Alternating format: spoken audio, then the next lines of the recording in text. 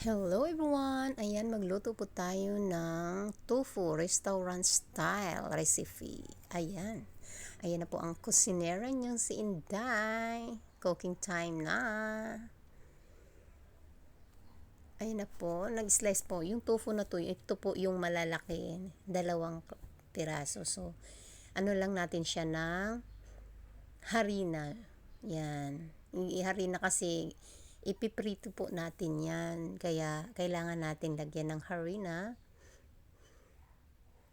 Kasi po, para hindi siya di ba yung tofu malambot. So, harinahan natin para maganda po ang dating niya. Magiging solid po siya.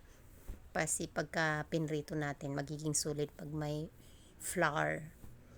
Yes po. So, yan. Marami kasi yan. So, medyo mahaba eksena dito. Flour lang naman siya ilalagay natin. Then, opo, yan. Ayan, tapos na. Then, nag-init na po ako ng kawali niya. Yan, lulutuin na natin siya. Kailangan lang natin siya magiging brown. Magiging golden brown lang. Konting golden brown. Ganun lang po. Lutuin natin siya dyan. Ewan ko ba, kami kasi dito sa bahay, mahilig po kami sa tofu at may suki talaga kaming taga-deliver. At fresh yung mga tofu niya. Ang sarap ng lasa ng tofu niya. Hindi katulad sa ibang tofu. Ayan na po, tapos na pala. Ayan, natapos din. Din magigisa na din tayo niyan. Ayan, mainit na yung kawali. Din ilagay na natin yung garlic. Yes, ang garlic. Then, ilalagay natin yung onion. After ng onion, lagyan natin to siya ng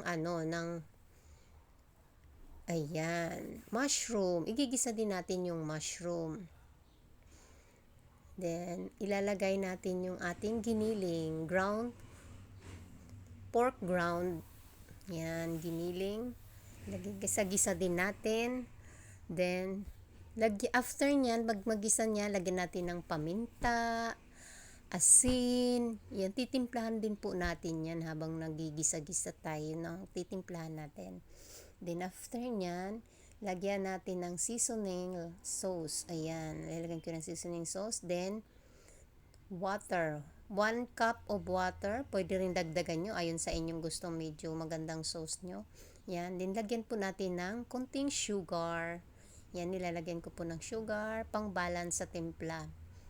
Yes po, lagi akong ganyan, may pang-balance sa timpla, nilalagyan ko ng sugar. Then after nyan, magtimpla tayo ng 1 teaspoon of flour. Flour lang sa akin, pwede din cornstarch. Yan, para ilagay natin sa pang-sticky natin sa ating sauce na giniling, no? Ayan. Then after nyan, ilalagay na natin ang ating tofu, fried tofu, ilalagay na natin siya.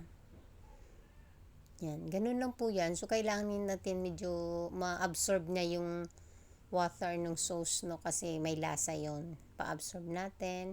So, kasi ito madami, ang ginawa ko is sinisiksik ko na lahat. Kailangan nila yon. Kailangan niya ng sauce ma-absorb. So, hati-hati kayo sa space. Ayan. Ay, napakasarap po ito. I-try nyo. Kayo po kasi kung ano pong gusto nyong timpla, pwede po lagyan ng spicy, ganyan po. So kami ngayon wala kaming spicy ngayon. So ganyan lang siya. Ayan, i-mix natin ng konti kasi maliit ang aking kawali, pinagkasya ko sila, ganyanin lang po. Then the last part is sesame oil, my favorite. Yan po. Ang sesame oil ay lagyan natin, pang aroma din yan, at lagyan na natin ng onion spring. So, ayan na po yung onion spring. Dagdag din sa lasa at amoy ng ating niluluto. Yes po. Ang spring onion po ay dagdag po talaga siya sa aroma, no? Bukod sa ating sesame oil. Napakabango ng sesame oil, pati rin po yung onion spring. So, ayan, ready na po. Thank you for watching. See you on my next video, everyone. Don't forget to follow, like, and share my video. Thank you.